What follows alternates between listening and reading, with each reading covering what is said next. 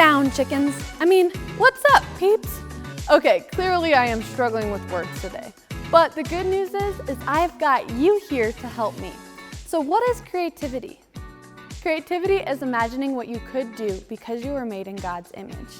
You have all shown some amazing creativity this month. From helping your neighbor in need, maybe you haven't done that, but we are doing Neighbor Day this weekend, to drawing a beautiful picture for your parents, or even creating a new game to play outside that no one has ever created.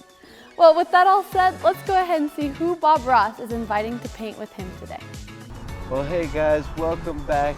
I remember last week I was telling you I am stuck with creativity.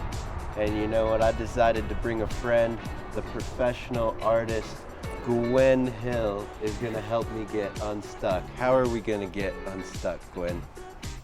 We're just gonna let it flow. We're just gonna let our hands and our minds hang in there. Let it flow. I love that. Now you're speaking my language. Well, she set us up with a canvas. We're gonna mix some paint up, but you know what? We're gonna do a little bit of the work and then we'll get back to you. So thanks, Gwen, for joining us. I'm ready. Find a friend to get unstuck. Wow, there is no limit to learning about creativity.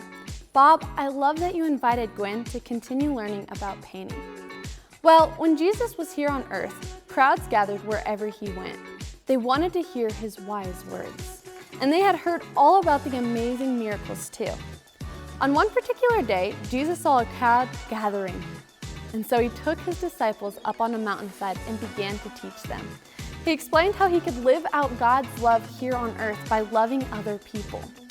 So Matthew was one of the disciples who was there that day with Jesus on the mountainside, and he wrote down the words that Jesus spoke, and we can read them here in the Bible, in the book of Matthew.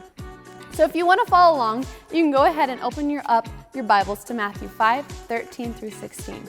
It says, "You are the salt of the earth, but suppose the salt loses its saltiness. How can it be made salty again? It is no longer good for anything. It will be thrown out and people will walk all over it." So we're going to walk through Matthew today in God's big story. So let's dive in and see why salt is so important.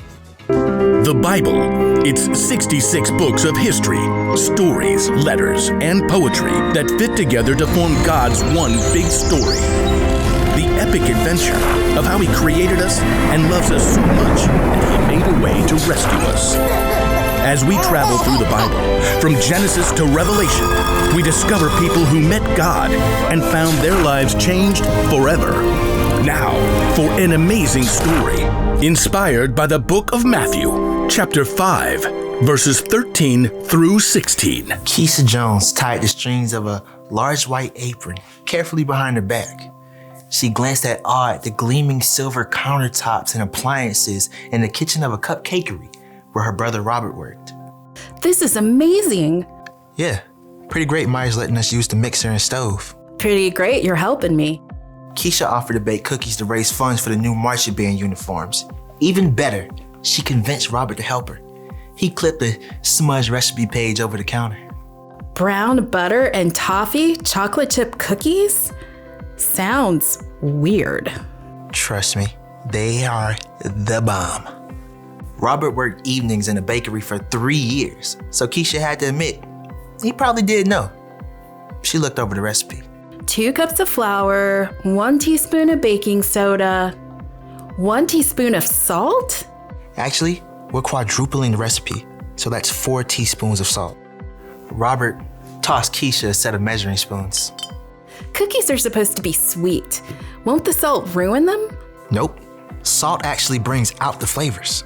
What does that even mean? You want to test it out? Fine. I'll make a batch with salt. You make one without. You're on. The siblings worked quickly as Robert showed Keisha how to mix dry ingredients and wet ingredients separately. What do we do now? Add the dry ingredients into the wet mix on low speed. Slowly, or you will make a flour storm all over this kitchen. I knew that. As Keisha worked, though, she began to hear another sound over the mixer. Wow, Rain's really coming down. Yeah, and this is such an old building that every time it storms, the power goes out. I can't see a thing.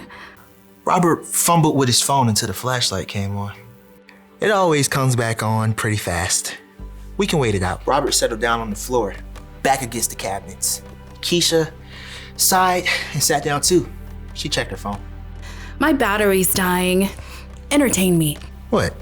You can't live without your phone? I don't know. Tell me a story. I was just thinking of one.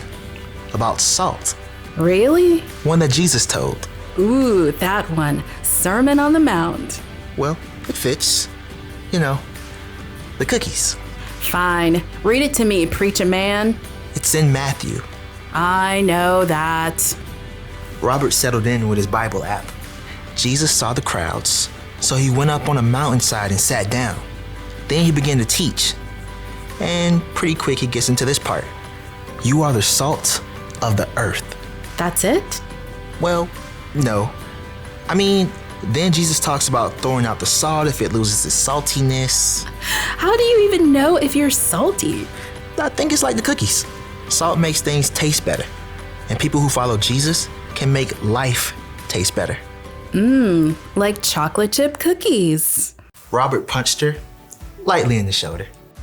You know what I mean. When we share God's story, we bring hope to others. We help to fill their lives with kindness and joy and peace. All that good stuff. Okay, I get it. Salt, good. There's something about light too, right? Yep. Jesus says, you are the light of the world. People do not light a lamp and put it under a bowl. Instead, they put it on a stand. Then it gives light to everyone in the house. In the same way, let your light shine so others can see it. Then they will see the good things you do, and they will bring glory to your Father who is in heaven. Keisha shifted, trying to get comfortable on the hard floor. So when we follow Jesus, By showing God's love to others. when we do that, others can see God better and what to do. Like a bright light. Yikes! Robert leapt up to try to stop the mixer as the power came on. Keisha stood and stretched, blinking. Like a bright light. You planned that, huh? Of course. Well played. Hey, I'm gonna put salt in my batch of cookies after all. Well played. As Keisha measured the salt, she smiled. The cookies would have came out great, but she had some thinking to do about ways she can become salt and light herself. When Jesus said that we were like salt, he meant that we can make things better for the people around us. When we share God's story and shine his light, we can bring people hope, and there's so many other things that we can fill in their lives, like kindness and joy and peace. When we shine our light by loving God and loving other people, our lives can tell his story in everything that we say and everything that we do. In fact, our bottom line is God created you to share his story. Your whole life can point others to God's story. Don't just talk about God. Show what a difference he's made in your life by treating others the way you want to be treated. That's how we can do what God created us to do.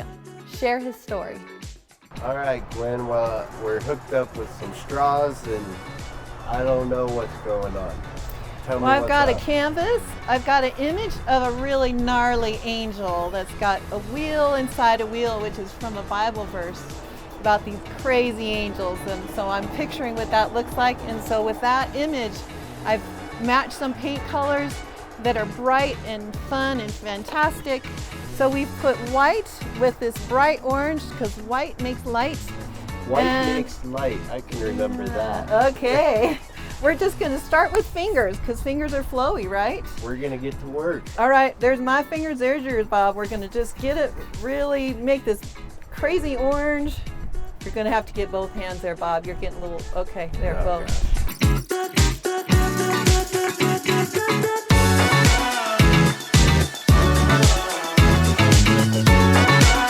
Let's see if I did it right.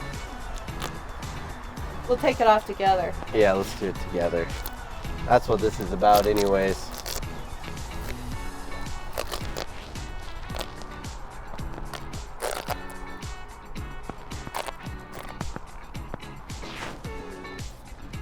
All right. Whoa! Whoa! I can't turn it yet. We're flowing. Whoa, we flowed. Well, geez, thank you, Gwen. I've just realized the importance of having a friend that can help me get unstuck, because I never know when I'm gonna get stuck, so thank you. You're welcome. My pleasure. That's so cool, and how important friendship is. Gwen came and she was the salt for Kyle, and she made him better. What Jesus said to his disciples is also true for you and me. God created us to be like salt and light. He made each of us an important purpose. God created you to share his story. All right, go ahead and say it with me. Ready? God created you to share his story. All right, now we're gonna say, God created me to share his story. Ready? God created me to share his story. And that's right. Each one of us can share his story with our actions, not just our words. Maybe you have a gift or a talent that God has given you. He made you creative in your own unique way. Remember, when you use the gifts that God gives you, it honors him, and it allows you to share his love with others. And that's how we can share his story and help other people know his love too. There are a ton of ways that we can share God's story, and we can be creative while doing it. And the important thing is we remember this: God created you to share his story. Good job, guys. Well, we'll see you next week, and we'll continue with our life app. And today was a hint. So have a good week, Steamboat kids.